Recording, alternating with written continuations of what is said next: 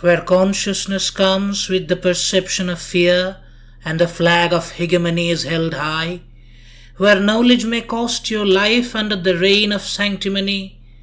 where the world is broken up into fragments by perpetuated partitions,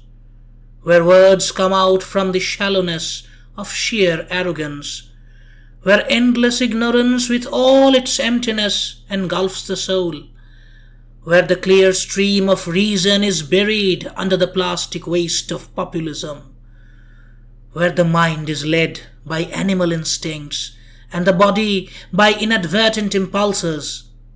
Into that hell of darkness, alas, my homeland has fallen inebriated.